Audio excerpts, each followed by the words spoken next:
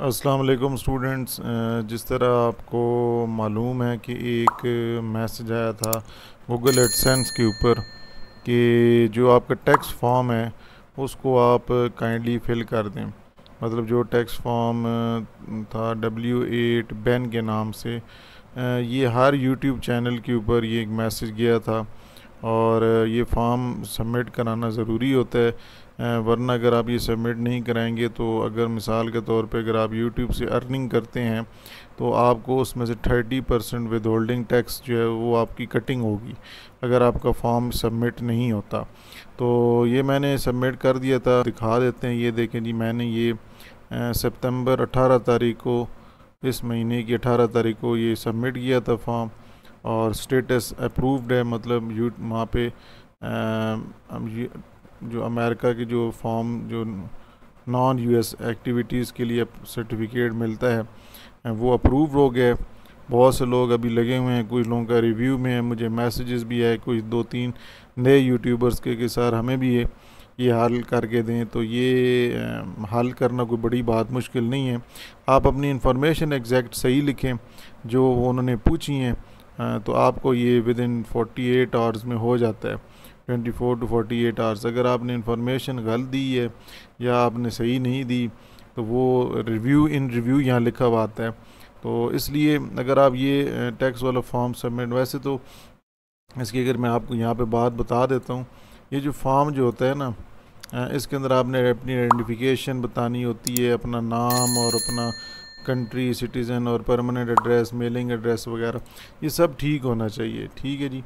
और ये एक आप कह सकते हैं कि जी इसका फ़ायदा ये मतलब है कि अगर आप इसको फिल कर देते हैं तो आपका जो टैक्स होता है ना वो उसकी कटिंग कम हो जाती है। ठीक है। मतलब जो आपने अमेरिका से, बेसिकली इसका मेन मकसद, जो आप अमेरिका से पैसे ले रहे हैं अपने अकाउंट में तो उसके ऊपर कितना विद होल्डिंग टैक्स लगेगा, ठीक है, उसके लिए होता है। तो अगर ये आप सबमिट करा देंगे तो आपके ऊपर टैक्स जो है वो कम लगेगा। अगर आप यूएस के रेजिडेंट नहीं है, हम क्योंकि रेजिडेंट नहीं है, हम वहाँ पे रहते नहीं हैं, लेकिन ये हमें फ़िल करना ज़रूरी है। और ये जब फिल कर देते हैं, मतलब अपनी इन्फॉर्मेशन ही आपने वो वेरिफिकेशन के लिए वो आपसे मांगते हैं। और फिर अगर वो हो जाए तो फिर आप गूगल एडसेंस के अंदर आपको इस तरह अप्रूव होता है, गूगल एडसेंस की मदद से ही आप पेमेंट्स लेते हैं। तो इसलिए मैंने तो अपना ये वेरीफाई करा लिया, अप्रूव्ड हो गया। अगर आप भी, जो स्टूडेंट्स मुझसे पूछ रहे थे, तो अब ये देखिए मेरा दिसंबर 2027 तक ये एक्सपायर, उस टाइम जाके ये एक्सपायर होगा फॉर्म। तो यहाँ पे वैसे मेरा 2024 पहले लिखा हुआ नज़र आ रहा था, तो मैंने ये सितंबर 18 को सबमिट किया, अप्रूव हो गया। और अब ये मेरे लिए कोई प्रॉब्लम नहीं है। मैं जब भी कोई अर्निंग मुझे होगी तो मुझे इतनी कटिंग मेरी नहीं होगी जो वैसे कटिंग होनी थी। और ये भी बताया जा रहा था कि अगर आप ये फॉर्म सबमिट नहीं कराते तो आपका चैनल ब्लॉक भी हो सकता है, आपकी अर्निंग रुक भी सकती है। तो जिनकी प्रॉब्लम है तो उनको मैं यही कहूँगा कि आप अपनी इन्फॉर्मेशन एग्जैक्ट लिखें तो आपका ये अप्रूव हो जाएगा। ठीक है जी।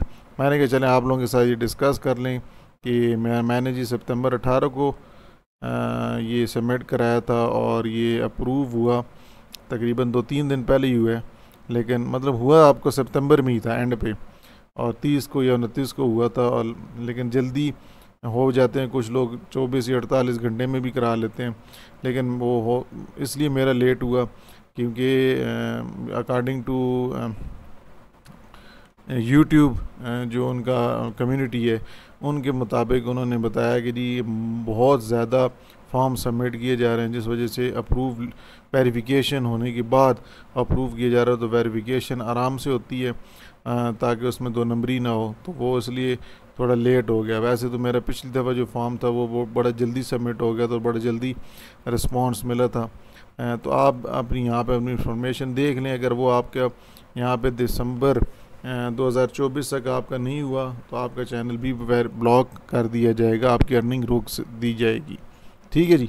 तो ये मैंने कहा चले आप लोगों के साथ शेयर कर लें।